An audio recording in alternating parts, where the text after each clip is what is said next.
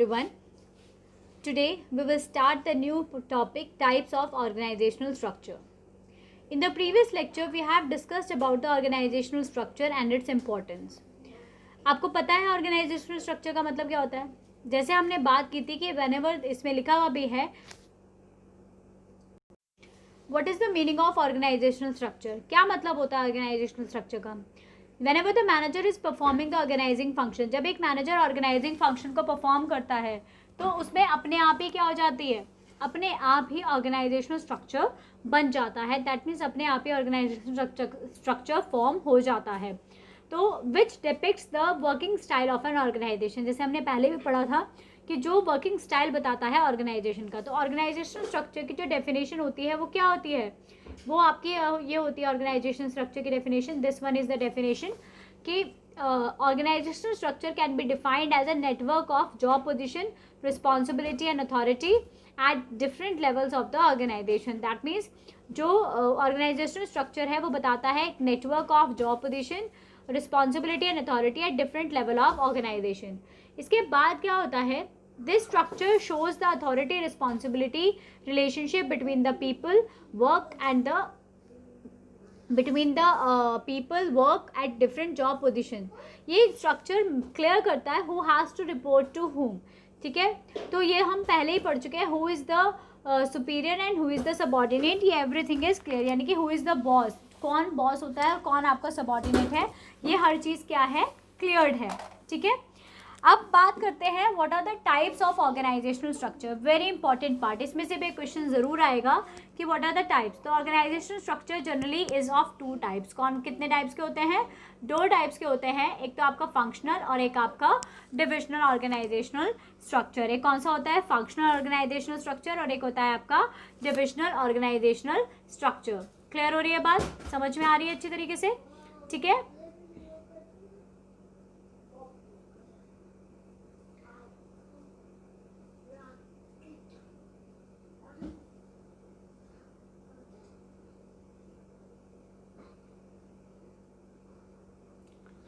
अब हम बात करते हैं सबसे पहले किसकी बात करेंगे, फंक्शनल स्ट्रक्चर की. जैसे हमने आपको जब हम ऑर्गेनाइजिंग प्रोसेस कर रहे थे तब मैंने आपको डिपार्टमेंटलाइजेशन में बताया था कि दो तरीके से डिपार्टमेंट बनाया जाता है, फंक्शनल एंड डिविजनल. तो वही है यहाँ पर भी. फंक्शनल स्ट्रक्चर कौन सा स्ट्रक्चर होता है, जो आपका फंक्शनल स्ट्रक्चर होता है वो स्ट्रक्चर होता है जहाँ पर एक्टिविटीज़ और jobs are grouped keeping in mind the functions और the jobs. Then it is called the functional organisational structure. Then the जहाँ पर एक्टिविटीज़ और जॉब्स जो ग्रुप की जाती हैं वो किसके बेसिस पे की जाती हैं, keeping in mind the functions. किसके बेसिस पे की जाती हैं, keeping in mind the functions. Functions के बेसिस पे की जाती हैं, उसे हम क्या बोलते हैं, organisational structure, sorry functional structure बोला जाता है. जब कोई भी एक्टिविटीज़ जो होती हैं वो ग्रुप की जाती हैं keeping in mind the functions और the job, then it is called the functional structure. That means जैसे कि for example all the jobs related to production are grouply in the production department, related to sales in the sales department, related to purchase in the purchase department. इस तरीके से तो ये according to the functions divide होता है, तो हम उसे functional structure कहते हैं. Within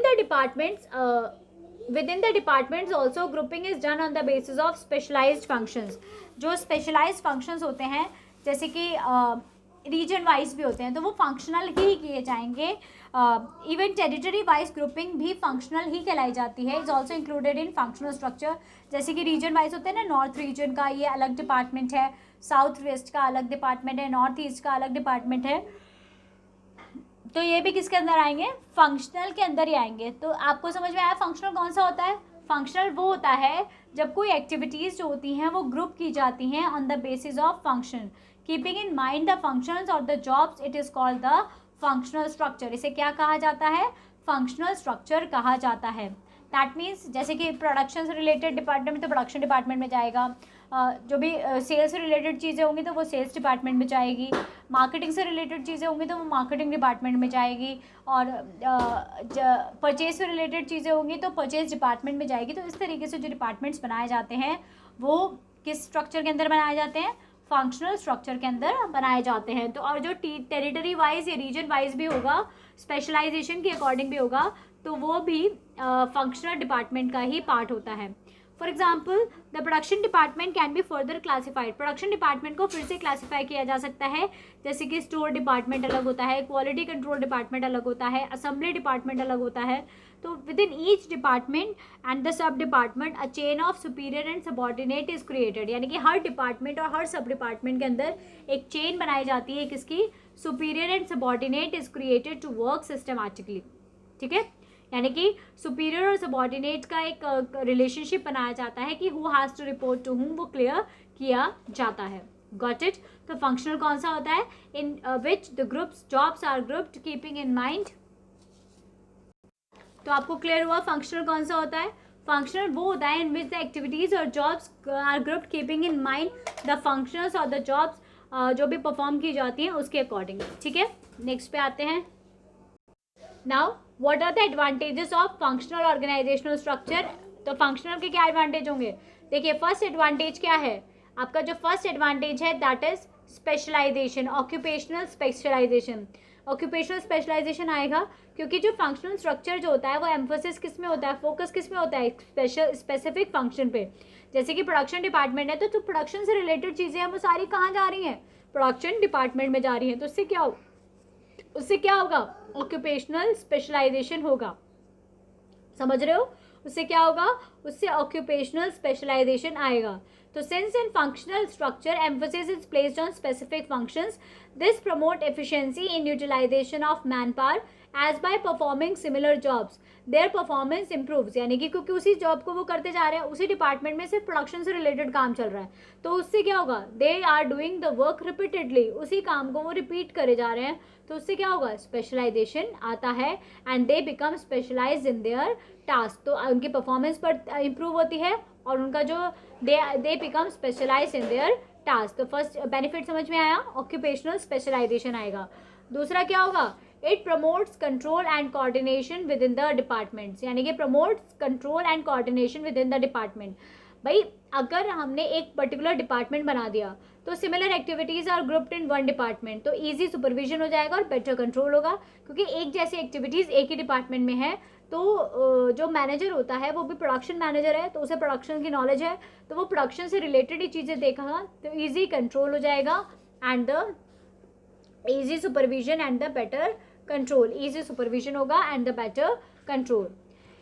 next is the easy managerial and the operational efficiency. Yes, managerial और ऑपरेशनल एफिशिएंसी भी इंक्रीज हो जाएगी। Minimum cost leads to increase in the profit, को कॉस्ट कम आएगी क्योंकि वेस्टेज ऑफ रिसोर्सेज कम होगा, ऑप्टिमम यूटिलाइजेशन ऑफ रिसोर्सेज होता है, अभी हमने पढ़ा था इंपॉर्टेंस ऑफ ऑर्गेनाइजिंग में। तो अगर हम डिपार्टमेंट्स बना देंगे पहले से पहले अकॉर्डिंग टू द फंक्शंस, तो there will be the easy जो आपका वो होगा, कॉस्ट कम आएगी जिससे प्रॉफिट ज़्यादा होगा। Next is it leads to the minimum duplication of efforts, ये भी हम पढ़ चुके हैं। मिनिमम डुप्लीकेशन ऑफ एफर्ट्स इसलिए होता है क्योंकि पता है किसको क्या काम करना है, तो सेम पर्सन को डबल काम नहीं दिया जा सकता, या डबल काम किसी दो पर्सन को, सॉरी सेम वर्क किसी दो बंदे को नहीं दिया जा सकता है, तो डुप्लीकेशन और ओवरलैपिंग होने के चांसेस नहीं है।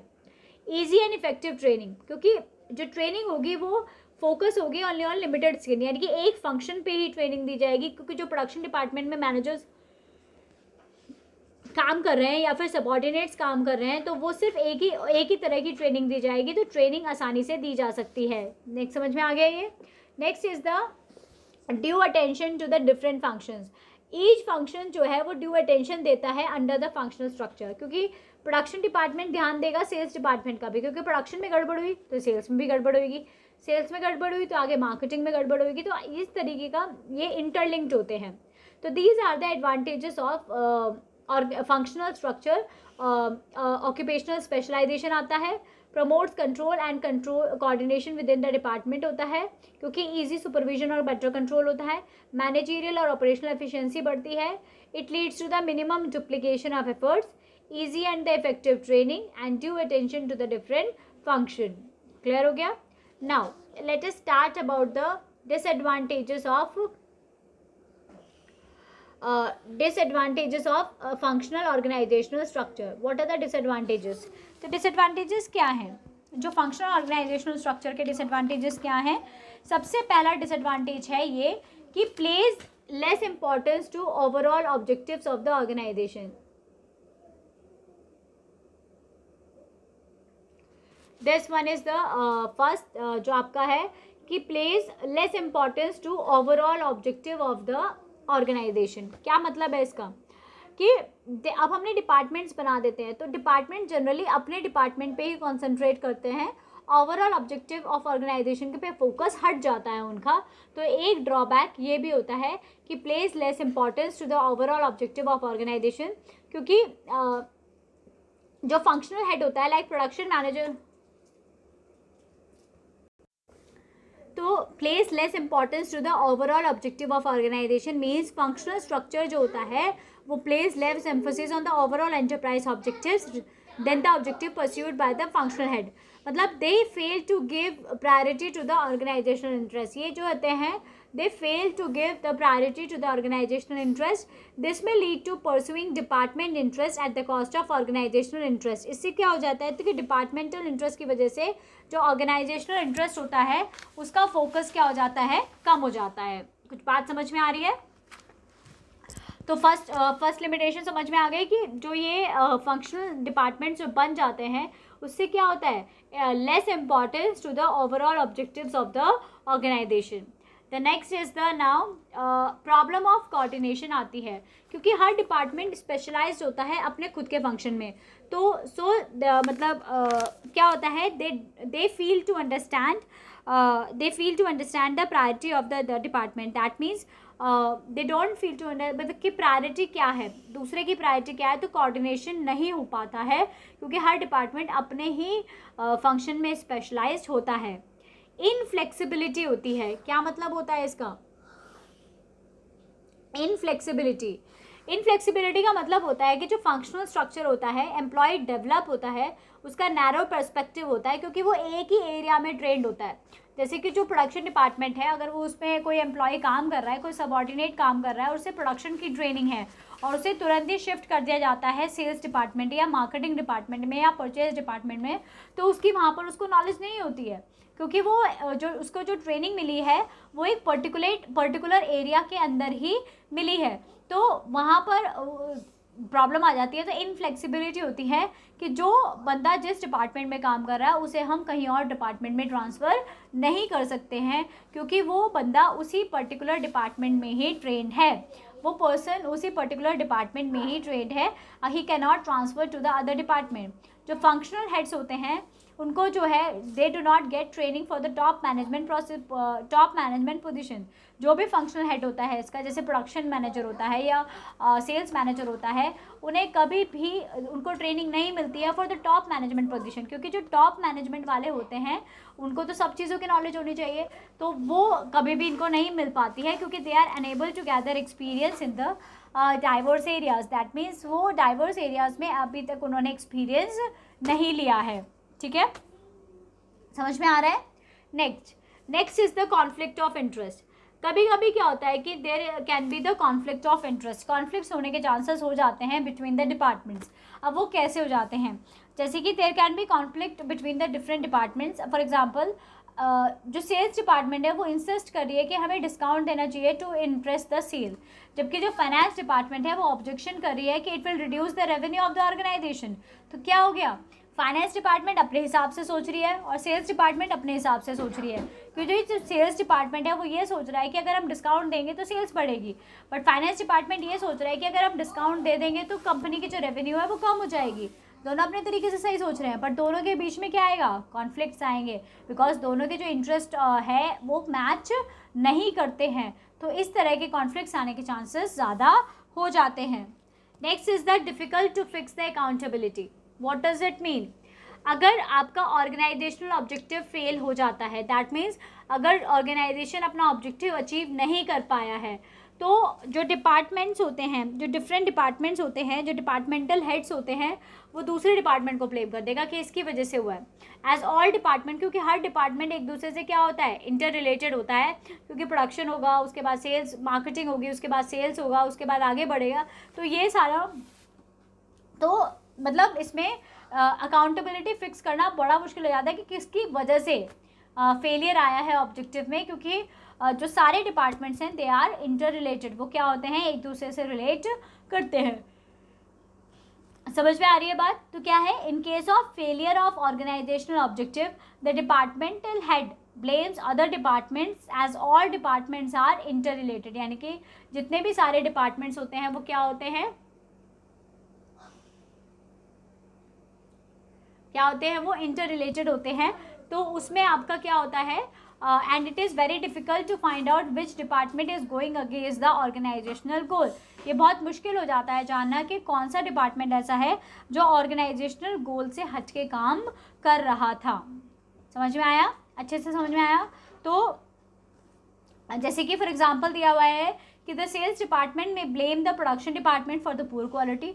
अगर by chance organisational objective achieve नहीं हुआ है तो सेल्स डिपार्टमेंट क्या कह सकता है कि प्रोडक्शन डिपार्टमेंट की वजह से प्रोडक्शन डिपार्टमेंट ने क्वालिटी अच्छी नहीं बनाई। प्रोडक्शन आउटपुट में pass blame on purchase for the low quality raw material, और परचेज डिपार्टमेंट में जो ब्लेम कर सकता है वो फाइनेंस डिपार्टमेंट को कर सकता है कि उसने हमें फाइनेंस कम दिया तो हमने लो रॉ मटेरियल इतना लिया। तो इस तरीके के एक डिपार्टमेंट दूसरे डिपार्टमेंट को ब्लेम कर सकता है, बट हम ये नहीं पता लगा सकती टॉप मैनेजमेंट कि कहाँ से फेलियर हुआ है। ये बड़ा मुश्किल हो जाता है जानना। Got it? समझ में आ गया अच्छी तरीके से? तो these are the advantages and the drawbacks of the functional organisational structure. एक बार और देख लेते हैं कि what are the merits and the demerits. सबसे पहले हम मेरिट्स की बात करेंगे। मेरिट्स क्या है आपके? Occupational specialisation. क्या मेरिट्स है? ऑक्यूपेशनल स्पेशलाइजेशन का मतलब क्या होता है? ऑक्यूपेशनल स्पेशलाइजेशन का मतलब होता है कि जब हम एक पर्टिकुलर डिपार्टमेंट एक फंक्शंस के अकॉर्डिंग बना देते हैं तो वो उस काम को रिपीटेडली करता है।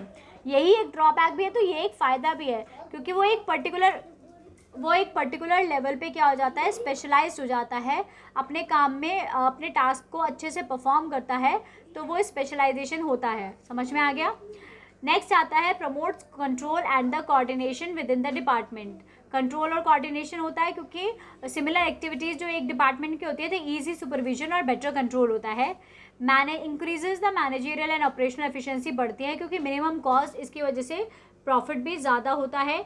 It leads to the minimum duplication of efforts, क्योंकि economies of scale, cost lower हो जाती है। ईजी एंड इफेक्टिव ट्रेनिंग, क्योंकि ट्रेनिंग जो होती है वो फोकस करती है ओनली लिमिटेड स्किल्स, कि जो प्रोडक्शन डिपार्टमेंट पे जाएगा तो प्रोडक्शन से रिलेटेड ही ट्रेनिंग देनी है और कुछ ट्रेनिंग नहीं देनी, तो आसानी से ट्रेनिंग दी जा सकती है।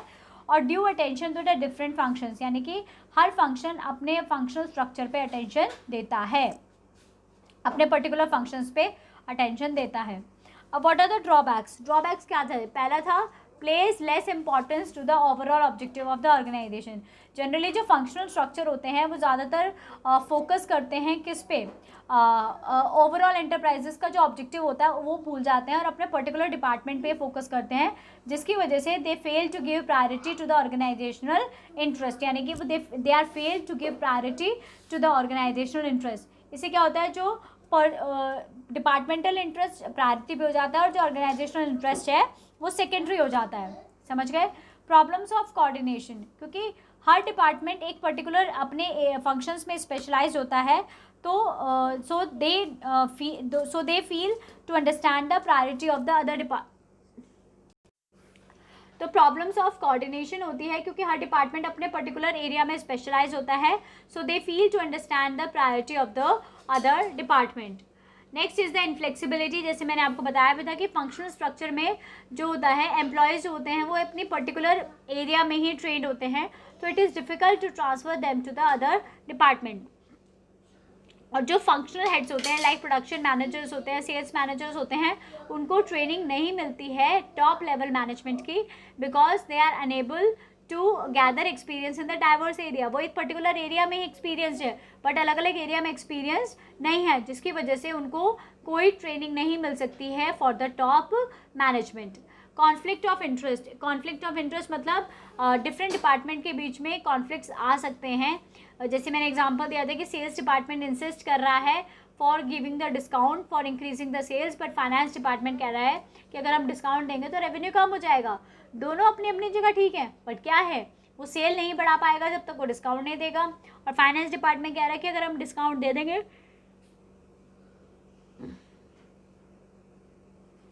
अगर हम डिस्काउंट दे देते हैं तो क्या होता है, आपका रेवेन्यू कम हो जाता है, तो ये कॉन्फ्लिक्ट ऑफ इंटरेस्ट के चांसेस होते हैं।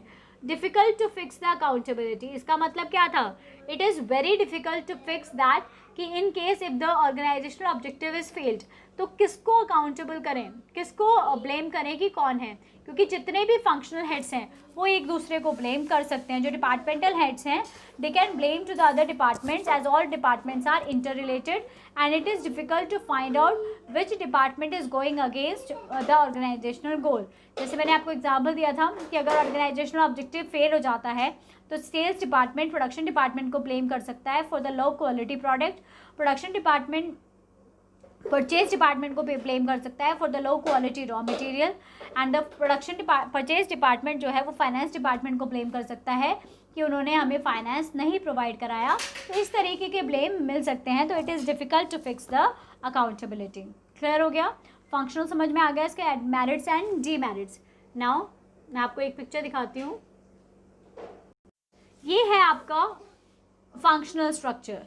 देखिए इसे कहते हैं एक प्रॉपर फंक्शनल स्ट्रक्चर होता है जिसमें सबसे ऊपर क्या है, सबसे ऊपर है आपके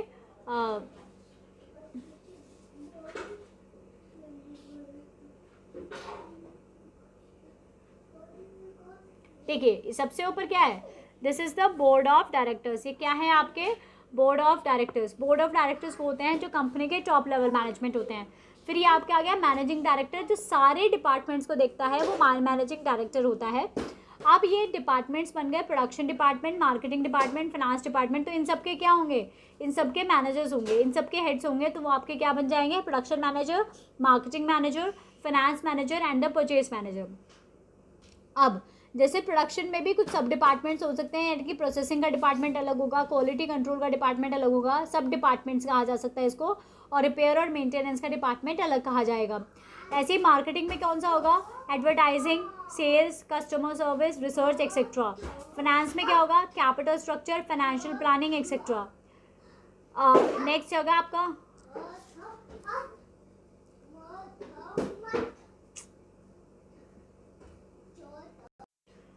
परचेज। जैसे परचेज डिपार्टमेंट के अंदर कुछ सब डिपार्टमेंट्स बनाए जाएंगे, purchase of raw material, purchase inputs and the record machineries, record of purchase etcetera. तो दीज आर, ये जो आपका पूरा है ये आपका क्या है, ये जो आपका पूरा है दिस वन,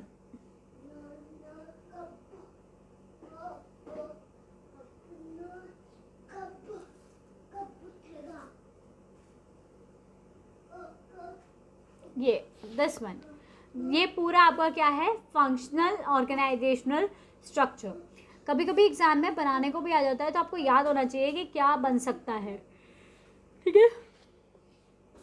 अब हम बात करते हैं where is the suitability, very important. कहाँ फंक्शनल ऑर्गेनाइजेशनल स्ट्रक्चर सूटेबल होता है, कहाँ पर सूटेबल होगा, जहाँ पर division of work as per function करना हो, वहाँ पर हम फंक्शनल ऑर्गेनाइजेशनल स्ट्रक्चर को अडॉप्ट कर सकते हैं।